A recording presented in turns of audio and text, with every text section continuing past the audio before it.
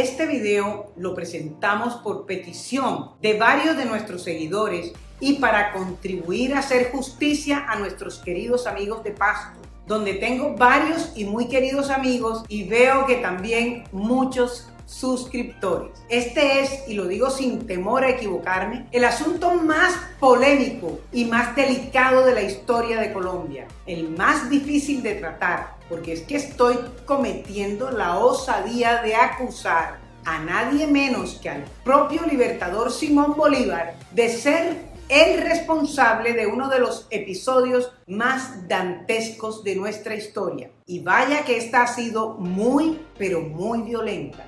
Se conoce como la Navidad Negra, también como Noche de Rifles, y menos, pero también como Navidad Nefanda.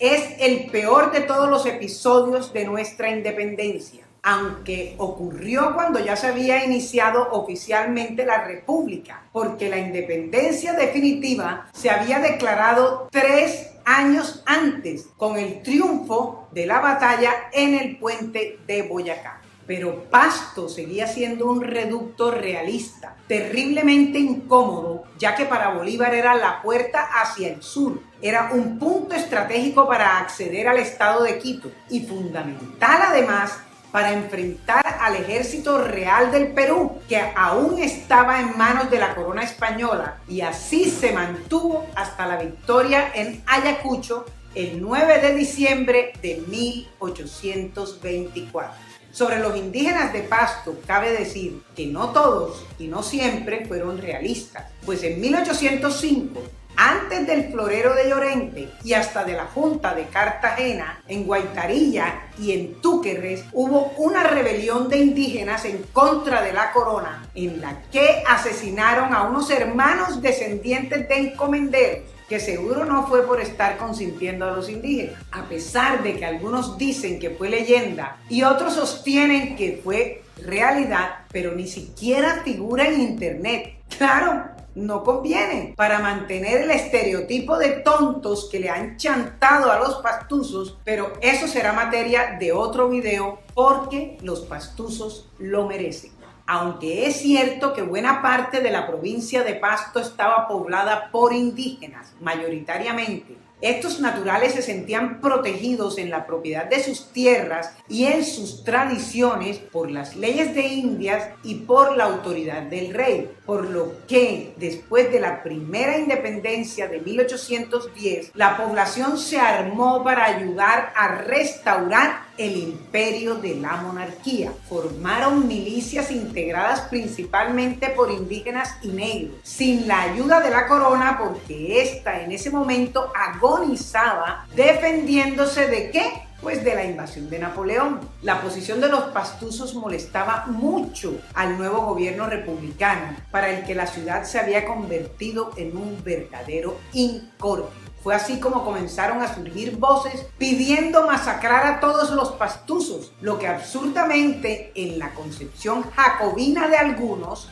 era un merecido castigo. Recordemos el pésimo ejemplo del régimen del terror en Francia que surgió de ese mismo sentimiento jacobino. En 1812, a través de la gobernación de Popayán, se envió una carta al Cabildo de Pasto anunciándoles en tono amenazante que el gobierno de la Junta de Santa Fe estaba dispuesta a destruir la ciudad si no cesaban en su resistencia. Sin embargo, los pastuzos se mantenían en su ley y en 1814 el Ayuntamiento de Pasto anunció que ellos habían vivido satisfechos y contentos con sus leyes, con su gobierno, con sus usos y costumbres, y que así continuarían por encima de todo y de todos. Personajes tan admirados por mí como Antonio Nariño fue a quien le tocó anunciarles como respuesta que si no se anexaban al gobierno republicano, Pasto sería irremediablemente destruida. Nariño fue después derrotado por los pastuzos y de ahí salió hacia España. El resultado de la batalla de Bomboná, donde Bolívar, con un ejército muy superior, fue prácticamente derrotado por unas tropas realistas muy inferiores, aunque la historiografía tradicional se empeña en seguir diciendo que Bolívar obtuvo una victoria pírrica, cuando fue una derrota, un terrible golpe en la vanidad del libertador. Y esto ocurrió nada menos que a 50 escasos kilómetros de Pasto, en abril de 1822, tan solo 8 meses antes de aquella fatídica Navidad. Por lo que desde el primer momento eso fue una espina clavada en el ego del libertador. 2 meses más tarde, en junio, cuando faltaban 6 meses para la Navidad, Bolívar entró en Pasto para dialogar, pero tuvo que salir de la ciudad sin haber llegado a ningún acuerdo. En octubre, cuando solo faltaban 2 meses para la Navidad, hubo otro alzamiento en Pasto, al mando del coronel español Benito Boves, apoyado por guerrillas locales realistas. Eso llenó la medida de Bolívar, por lo que envió tropas republicanas al mando del mariscal Sucre, las que finalmente lograron vencer a los realistas el 22 de diciembre en la Cuchilla de Taindalá y al día siguiente, el 23, en Guaytará. Al parecer, esta rebelión fue la excusa perfecta para resolver el problema y algunas fuentes confirman que Sucre iba con instrucciones precisas de Bolívar para arrasar con la ciudad. Y fue así como, a pesar de estas 2 victorias, Sucre se tomó la ciudad. Al día siguiente, el 24 de diciembre de 1822, se dice que la orden fue acompañada de la frase "todo lo que cojan es suyo". Al parecer se lo tomaron tan en serio que asumieron que las mujeres también, aunque violar mujeres era el eterno durante y final de todas las guerras. Y durante 3 horrendos días estuvieron los soldados patriotas del batallón Rifles, así se llamaba el batallón que comandaba Sucre en esa oportunidad, saqueando la ciudad. Se dice que atracaron los edificios públicos, que entraron casa por casa, fueron degollando a todos los guerrilleros y vecinos por igual, que llegaron hasta empalar a los bebés en las bayonetas tan solo porque les molestaba el llanto al verse estos desprotegidos por haber sido separados de sus mamás. ¡Qué horror! Las monjas en los conventos también llevaron del bulto, fueron violadas y asesinadas. De igual forma degollaron sin piedad a todos los niños y ancianos que pudieron.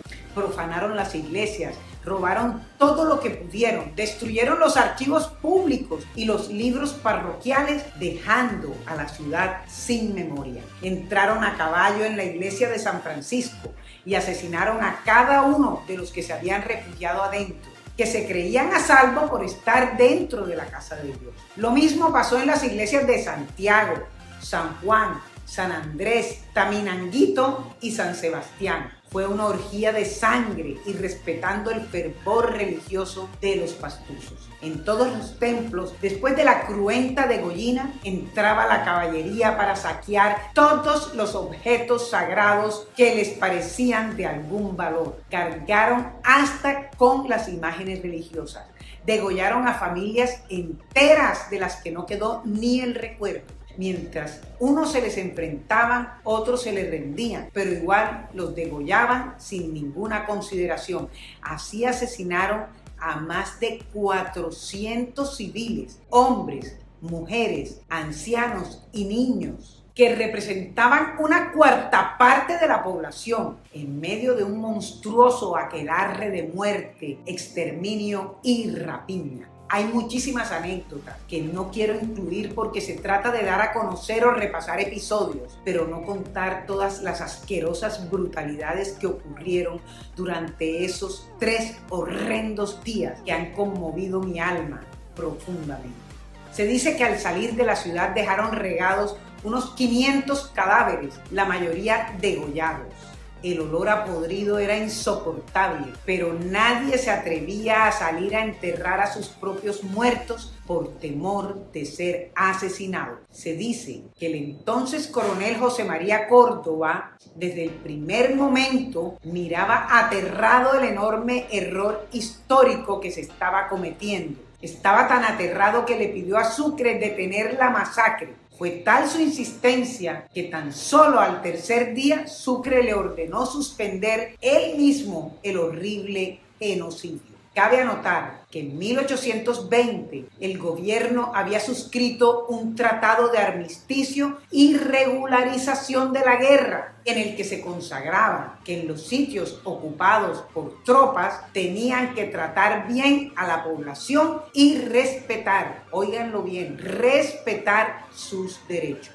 Y como si toda aquella matazón fuera poco, el 2 de enero de 1823, 9 días después de la masacre, Bolívar entró a Pasto con actitud victoriosa y convocó a la población para que juraran sometimiento a la nueva república. Lo que se dice es que el objetivo real de aquel juramento era identificar a los más jóvenes para reclutarlos a la fuerza. Escogieron 1000 para luchar en contra del ejército realista por la independencia del Perú y 300 adicionales que fueron enviados a Quito para el mismo fin. Muchos de ellos fueron asesinados en el camino por amotinarse y que menos esperaban. Asimismo, fueron ejecutados sumariamente varios prisioneros y en especial a los líderes rebeldes. También expidió un decreto confiscando, oíganlo bien, 2.500 caballos para su ejército y todo el ganado que pudieron para alimentar a sus hombres. Y como para terminar de rematar la faena, impuso una contribución